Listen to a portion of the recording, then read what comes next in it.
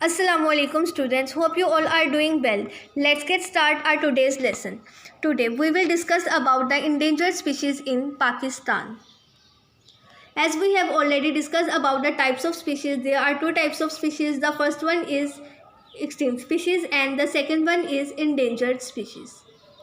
Extinct species जिनको उर्दू में कहा जाता है नापैद स्पीशीज़, ऐसी स्पीशीज़ जिनका जो लास्ट ऑर्गेनिज्म है वो भी इस ज़मीन पर मौजूद ना रहे, मतलब जिनका लास्ट ऑर्गेनिज्म है वो भी सर्वाइव ना कर सके, तो ऐसी स्पीशीज़ को हम कहते हैं extinct species. For example dinosaurs. हम जानते हैं कि डायनासोर पहले प्रेजेंट थे, लेकिन अब कोई एक भी डायनासोर हमें इस ज़मीन पर देखने के लिए नहीं मिलता, तो इसका मतलब है कि जो लास्ट डायनासोर था वो भी सर्वाइव नहीं कर सका. तो डायनासोर की स्पीशीज़ को हम कहेंगे एक्सटिंक्ट स्पीशीज़. इसके बाद जो हमारे पास दूसरी टाइप है वो है इंडेंजर्ड स्पीशीज़. ये वर्ड अराइज हुआ है डेंजर से, जिसका डेंजर का मतलब है खतरा, मतलब ऐसी स्पीशीज़ जो खतरे में है कि वो जल्द ही एक्सटिंक्ट हो जाएंगी.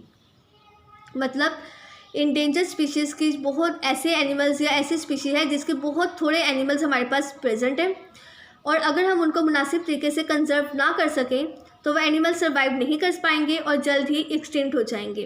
पाकिस्तान में ह्यूमन एक्टिविटीज़ की वजह से जो स्पीशीज़ इंडेंजर्ड हैं उसमें सबसे पहली है Indus dolphin, Marco Polo sheep and houbara bustard. सबसे पहले इंडस डॉल्फिन को देखते हैं.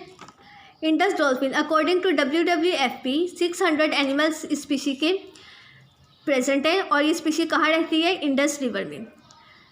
600 एनिमल्स प्रेजेंट हैं और स्पीशी का हैबिटेट क्या है? Indus river. इस स्पीशी की पॉपुलेशन में जो डिक्लाइन आ रहा है, इसकी पॉपुलेशन में तेज़ी के साथ कमी आ रही है, उसकी तीन मेन कॉजेज़ हैं: water pollution, poaching and destruction of habitat. Water pollution कहते हैं पानी की आलूदगी को. हम जानते हैं कि इंडस डॉल्फिन एक एक्वेटिक एनिमल है. जिस पानी में ये रह रही है, अगर वो पानी पोल्यूट हो जाए या उसमें कोई टॉक्सिक केमिकल्स वगैरह शामिल हो जाएं तो इस स्पीशी का सर्वाइव करना बहुत मुश्किल हो जाएगा. इसके बाद जो हमारे पास दूसरी कॉज आ रही है वो है पोचिंग. पोचिंग कहते हैं कि जो फिशरमैन दूसरी मछलियों को पकड़ने के लिए जो नेट या कोई जाल वगैरह इस्तेमाल करते हैं, अगर बाय मिस्टेक इंडस डॉल्फिन भी उसमें फंस जाती है तो इस तरह ये इसकी तादाद में कमी की एक और बड़ी वजह साबित होती है. तीसरी जो हमारे पास इसकी कॉज आती है वो है डिस्ट्रक्शन ऑफ हैबिटेट. हैबिटेट कहते हैं स्पीशीज़ के रहने की जगह को. ऐसी जगह जहाँ पर स्पीशीज़ रहती हैं उसको हम कहेंगे हैबिटेट. तो अगर हम स्पीशीज़ के जो हैबिटेट है उसको डिस्ट्रॉय कर दें, उसको डिस्टर्ब कर दें, तो उसकी जो उसका हैबिटेट है वो वहाँ रह नहीं पाएंगी और आहिस्ता आहिस्ता उनका सर्वाइवल क्या हो जाएगा? मुश्किल. तो इंडस डॉल्फिन की जो पॉपुलेशन में कमी आ रही है, तेज़ी के साथ डिक्लाइन हो रही है, उसकी तीन मेन कॉजेज़ हैं: water pollution, poaching and destruction of habitat. अब इंडस WWFP के मुताबिक पाकिस्तान के दरियाए सिंध में, मैंने आपको बताया कि जो इंडस डॉल्फिन कहाँ पाई जाती है? दरियाए सिंध में. इसके सिर्फ 600 जानवर हमारे पास बाकी रह गए हैं, और इसकी पॉपुलेशन में जो कमी है उसकी तीन बड़ी वजूहात हैं: पानी की आलूदगी, मछलियों का शिकार वाले जाल में फंस जाना और मस्कन यानी हैबिटेट की तबाही. नेक्स्ट टाइप आती है स्पीशी की, जो इंडेंजर्ड स्पीशी है वो है मार्कोपोलो शीप. मार्कोपोलो शीप जिसको उर्दू में कहा जाता है मार्कोपोलो भेड़, ये खंजराब नेशनल पार्क में रहती है या उसके नियर बाय एरियाज़ में, या फिर ऐसे इलाकों में जो खंजराब नेशनल पार्क के आसपास के इलाकों में पाई जाती है. और लास्ट 2 डिकेड्स में, मतलब पिछली 2 दहाइयों में देखा गया है कि इसकी जो पॉपुलेशन है वो तेज़ी के साथ कम हो रही है. इसलिए WWFP ने इसकी पॉपुलेशन को कंजर्व करने के लिए मुनासिब प्रोजेक्ट्स बनाना शुरू कर दिए हैं. ठीक है, यहाँ से देखें, the numbers have been rapidly decreasing in the last 2 decades and the WWFP has started projects for its conservation. Marco Polo भेड़ ज़्यादातर खंजराब नेशनल पार्क और इसके मुतसिल इलाकों, मतलब आसपास के इलाकों में पाई जाती है. पिछली 2 दहाइयों से इसकी तादाद में तेज़ी से कमी हो रही है. WWFP ने इसके तहफ़्फ़ुज़ के लिए प्रोजेक्ट्स बनाना शुरू कर दिए हैं ताकि इस स्पीशीज़ को कंजर्व किया जा सके और इसको एक्सटिंक्ट होने से बचाया जा सके. इसके बाद जो हमारे पास नेक्स्ट टाइप आ रही है वो है हुबारा बस्टर्ड. हुबारा बस्टर्ड जो है वो एक बर्ड है, ठीक है, जो रहता है सोवियत टेरिटरी. सोवियत टेरिटरी का मतलब है कि सोवियत इलाकों में रहता है, और फिर विंटर में ये पाकिस्तान की तरफ माइग्रेट करता है और पाकिस्तान के चोलिस्तान और थर के डेजर्ट में रहना पसंद करता है. इसकी पॉपुलेशन में जो तेज़ी के साथ कमी आ रही है, इसकी 2 बड़ी वजूहात हैं: हंटिंग और डिस्ट्रक्शन ऑफ हैबिटेट. होबारा बस्टर जो है, हमने इसमें क्या पढ़ा है कि होबारा बस्टर जो है वो एक बर्ड है। कहाँ रहता है? सोवियत इलाकों में रहता है, ठीक है। नकल मकानी करता है, माइग्रेट करता है पाकिस्तान की तरफ विंटर सीजन में। और पाकिस्तान के किन इलाकों में रहता है? चोलिस्तान और थर्ड डेजर्ट में। और इसकी पॉपुलेशन में जो कमी आ रही है उसकी बड़ी वजूहत है हंटिंग, शिकार करना इसका, ठीक है। और दूसरा क्या है? डिस्ट्रक्शन ऑफ इट्स हैबिटेट, इसके मस्कन को तबाह करना, इसकी जो रहने की जगह है उसको तबाह करना। ये दो इसकी बड़ी वजूहत हैं जिसकी वजह से इसकी जो पॉपुलेशन है वो कम होती जा रही है। अब आए पेज नंबर 41 पे, जहाँ पे आपको दो ऑर्गेनिजम्स की डायग्राम नज़र आ रही है। जो ये वाला है ऑर्गेनिज्म, इसको हम कहते हैं मारखोर, और ये पाकिस्तान का नेशनल एनिमल है। जबकि ये जो बर्ड है ये है चकोर पैट्रिच, ये पाकिस्तान का नेशनल बर्ड है। ये दो बहुत इंपॉर्टेंट एमसीक्यूज़ के लिए आप लोगों ने कर लेने हैं। Classification means the grouping of organisms on the basis of. Classification का मतलब है कि ऑर्गेनिजम्स जो जानदार हैं उनको ग्रोह बंदी करना या उनकी ग्रुपिंग बनाना किस बेस पर। The features they have common, हमें पहले पढ़ चुके हैं कि जो हमने ऑर्गेनिजम्स की क्लासिफिकेशन की है on the basis of similar characteristics on the basis of features they have common, ऐसी खुसूसियात पर जो उनमें मुश्तरका हैं। The kingdom protista includes unicellular and simple multicellular organisms with prominent nucleus. ऐसे किंगडम प्रोटिस्टा में कौन से ऑर्गेनिजम्स पाए जाते हैं? जो यूनिसेलुलर होते हैं, सिंपल मल्टीसेलुलर होते हैं और हैव प्रोमिनेंट न्यूक्लियस का मतलब जो यूकैरियोट है। इसके बाद आगे आए एमसीक्यू नंबर 3 पे, viruses are not classified in any kingdom because, viruses जो है हमने 5 किंगडम सिस्टम में वायरसेस को क्लासीफाई नहीं किया, क्यों? They are not considered organisms, क्योंकि उनको ऑर्गेनिज्म तस्वुर नहीं किया जाता। ऑप्शन डी इसका करेक्ट है। आगे आए, viruses are assign to kingdom, viruses को हमने कौन सा किंगडम में असाइन किया हुआ है, कौन से किंगडम हमने किस किंगडम में हमने वायरसेस को क्लासीफाई किया हुआ है? तो नन ऑफ अबव, जैसे हमने ऊपर बात कर ली है कि वायरसेस जो है उनको एनिमल ऑर्गेनिज्म तस्वुर नहीं किया जाता, इस वजह से किसी भी 5 किंगडम सिस्टम में उनको क्लासीफाई नहीं किया।